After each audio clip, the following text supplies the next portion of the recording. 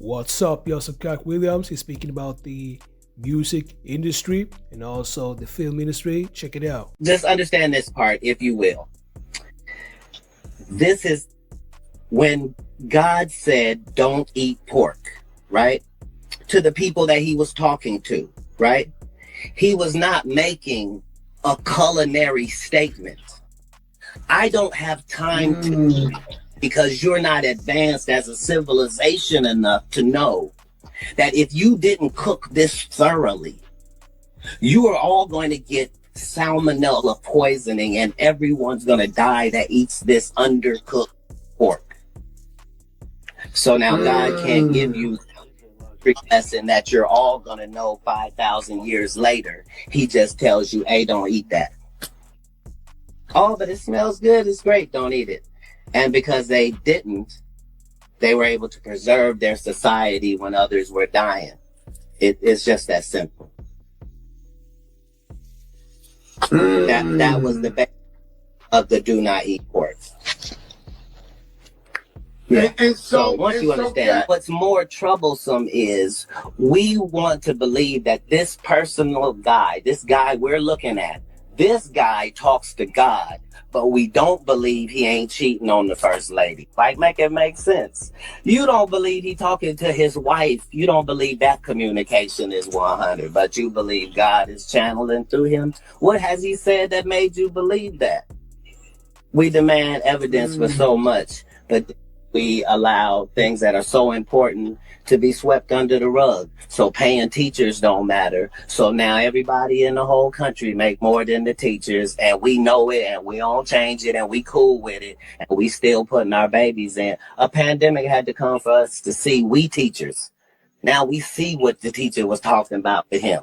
He do talk too much, just like she said.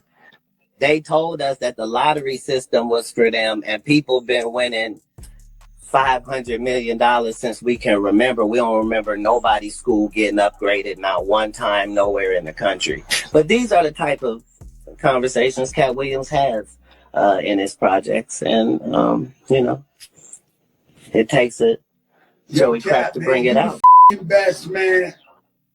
Hey. All that I used to run to that maybe something you not, you know what I'm saying? People in our demographic weren't supposed to make it to 25. So, based upon that, I'm on my second, third life already. You know what I mean? By those standards. That is a fact. The whole thing is, I was 35 on Wildin' Out. Let that sink in. Underdig, I came in it when I came in it. Everybody was already famous, but I had seen so many examples that I knew what it could be. You know what I mean? So back to your initial question, like who was inspiring me? I was inspired by comedy. I was watching the life of Brian. I thought Barney Fife was a comedian. I was watching things that made me laugh. I appreciated the genre, and I didn't have a filter on what the funny was. So it was everything that came down that lane, because that was the lane I was going to be performing, and I was just fortunate that God made this way for me. And Yo, they Katt, say you can't what God give you. Go ahead. Let me ask you something. Have you ever met rest in peace DMX? And what was he like to you when you how inspirational was his music to you in your career and just life? Well, I always had a whole relationship with music itself. So as somebody who had left home early when you had a Walkman, I was married to the fact that I could put those headphones on and be somewhere other than where I actually was. And music has been that my whole life. I met Prince when I was 12 years old and continued to know him all through my life. So musically, I was always on different things than most people. I was listening to Pearl Jam and LL Cool J. I thought Rakim was the greatest rapper that could have ever been created just because I have been following. I thought that he had presented something that couldn't even be topped by himself. And maybe even that was right, but that what was presented in hip hop at that time was so pure and so the only voice you weren't hearing, and hip hop gave you that from everybody's vantage point. And we watched it go from when the rapper was the softest dude in the club to where now the rapper got his own bodies. You follow what I'm saying? And the evolution of that in hip hop just as real as how fun the ride has been. That's what people forget is real is not a filter. Full makeovers is not making over the part of themselves that is the issue. You know what I mean? Yeah. That's right. That's real. That's deep though. But everything I know owe that to black women. You know what I mean? Black women are the essence of this creation, and that's why it endures. That's why it's special at all. Is because of that. So the black woman, so you're not, I could see Katt Williams with a white girl. No, you couldn't, and you haven't ever. You should not. It's not because I can't, and it's not because he ain't a patriot, right?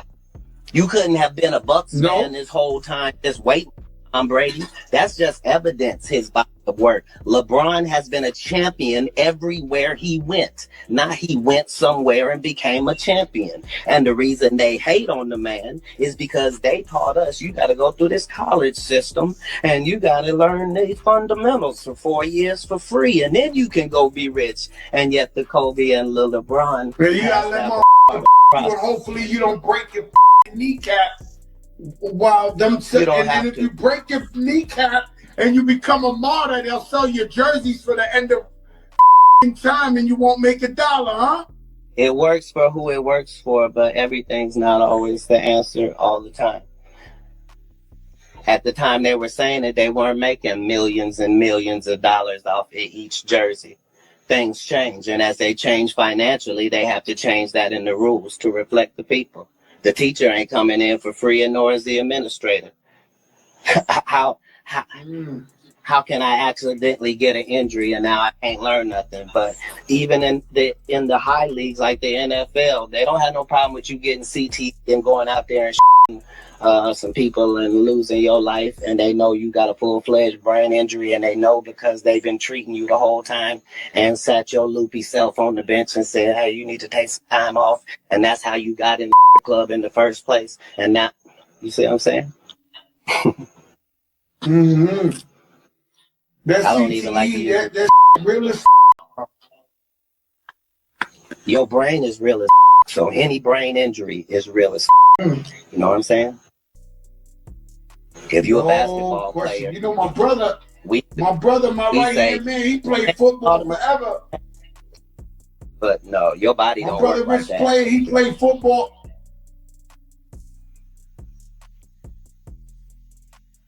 That's him freezing again. Nah, that's not me. I mean, we both talking. I said my brother, my right hand man, Rich, he played football for like 15 years. Sometimes that spaz to where I think he might want to do something to me or something.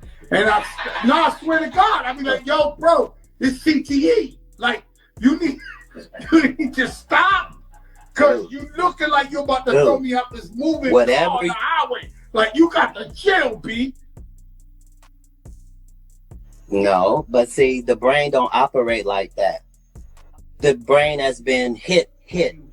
You know, do you love God? Own it. And then now you say, okay, that's over now, turn that off. Your brain don't work like that. I think if you're righteous, you take care of your family, you good, you help that's why you can't afford to play with things you can't fix. I think everybody. I see where you go. Hey, what's up, y'all? I want to thank y'all so much for tapping into my channel. I appreciate y'all so much. The clip on the show, y'all, that was Katt Williams, and he was speaking about predictions, and he was quote-unquote exposing the industry when it comes to the film industry and the music industry. And it's so funny because this all turned into a circus after Katt Williams decided to go onto the platform of Shannon Sharpe, and he did an interview that has around 70 million views right now on YouTube. And he exposed a lot of comedians. He said that a lot of comedians were zesty and they actually had to take back shots. And that video went viral on pretty much all the platforms. And several months after this interview with Shannon Sharpe, all the things that he said actually became true. So that's really eerie that all the things that he said actually happened. And we all know that Katt Williams have made some predictions for 2005. And he mentioned that a lot of celebrities are next up. And he actually mentioned Jay-Z over 1 year ago. Look at Jay-Z right now. He's basically fighting for his life. So make sure to like this video, subscribe, and I'll see y'all in the next videos.